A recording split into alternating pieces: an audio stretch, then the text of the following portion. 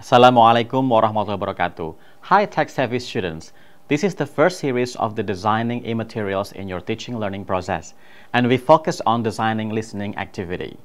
By the end of these lessons, you'll be able to design engaging and interactive digital materials to improve listening skills, choose the right content, and implement digital tools that support effective listening practice. Let's dive in.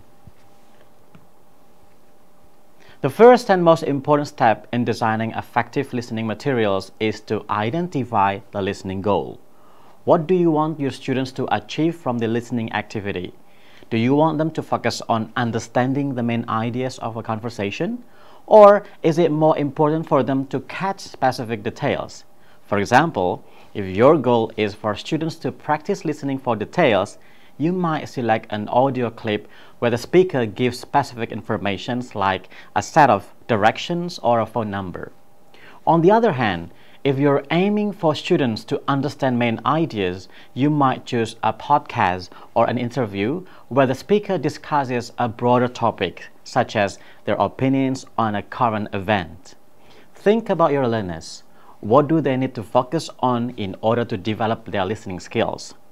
Once you've determined this goal, you can shape the content of your materials around it. The goal acts as your guide, ensuring the listening activity is purposeful and aligned with what you want your students to learn. The second thing is choose the content. Now that you have your listening goal, it's time to pick the content. Choose something relevant and engaging for your students, like a conversation, podcast, news clip, or short story. For example, if the goal is to listen for specific details, you might choose a conversation where directions are given. If you want students to understand main ideas, a podcast on a current topic works well. Make sure the content aligns with your goal, whether it's detailed information or broad concepts. There are so many tools available today to help make listening practice interactive.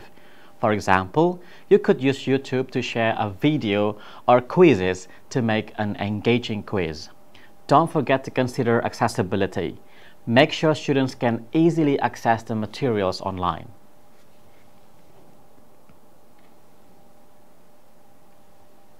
Now, for examples, you can choose a conversation. This could be a casual dialogue between two people, or even a more formal discussion, depending on your student's level. If you're targeting listening for specific details, a conversation where one person gives directions would work well. The students would need to listen closely to understand the specific words and phrases used to describe locations and directions. Alternatively, you could choose a podcast. Podcasts often cover a wide range of topics and can be great for listening comprehensions. If your goal is to focus on main ideas or opinions, a podcast discussing a social issue or current event would allow students to practice understanding broader concepts. Another option is a news clip. This could help students practice listening for both details and the main ideas. If you're focusing on a particular skill, such as understanding how news presenters structure their speech, a news clip could be perfect. Finally, a short story could also be an excellent choice. Stories engage listeners and can help them practice listening for both specific details and overall meaning, depending on the activity.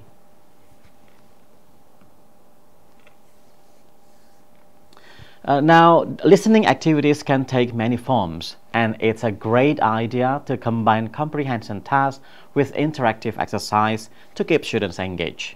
For example, if your goal, again, is for students to listen for specific details, you could use multiple choice questions that ask about information from the audio, such as, what time does the meeting start?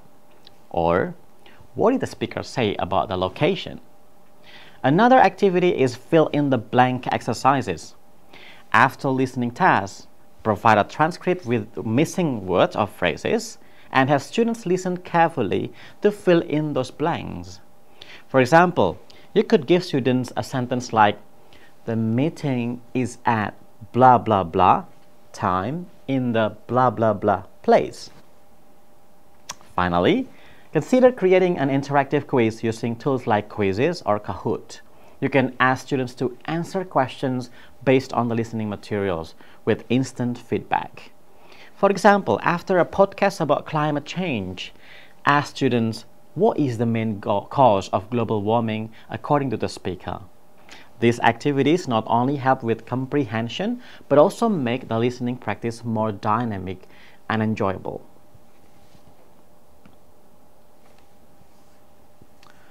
Now, scaffolding is all about guiding your students step by step through the listening process. Before they listen, it's helpful to introduce any key vocabulary or context they might need. These answers they are prepared and can focus on the main ideas of the material. For example, let's say your listening activity involves a conversation about ordering food at a restaurant. Before students listen to the conversations, you could introduce useful vocabulary like menu, appetizer, main course, and dessert. This way, students are familiar with the terms that they will hear. You can also provide some background information to set the scene. For instance, you could tell the students, in this conversation, the customer is ordering lunch at a restaurant, and the waiter will offer some suggestion. This helps students focus on the relevant parts of the conversation when they listen. Additionally, giving short preview of what they are about to hear can help. Now, for examples, ask, what types of foods do you think the customer will ask about?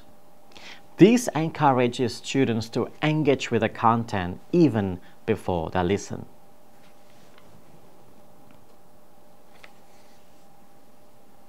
And that's it.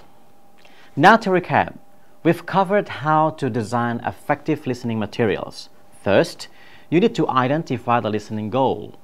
Then choose relevant content that matches the goal, like conversations or podcasts. After that, decide on engaging activities such as multiple choice questions or interactive quizzes. Don't forget to provide scaffolding. Introduce key vocabulary and context to help your students succeed. By following these steps, you'll be able to create listening materials that not only improve your students' skills, but also make learning fun and engaging. Always keep your students' needs in mind and try to keep the content relevant and exciting. Thanks for joining me today, tech-savvy learners. Keep practicing, and I'll see you in the next lessons. Happy designing.